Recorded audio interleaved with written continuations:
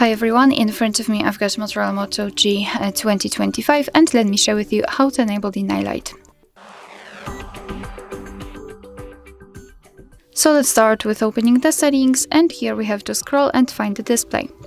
Now let's scroll again, localize the night light and turn it on just by tapping on the switcher. You can see that the screen turns a little bit yellowish or amber.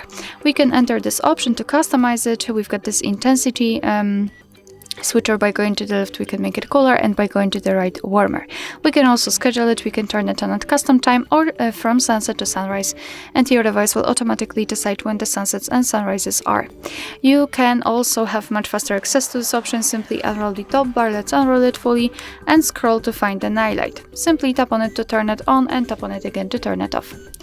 Alright, so that will be all. Thank you so much for watching. I hope that this video was helpful, and if it was, please hit the subscribe button and leave the thumbs up.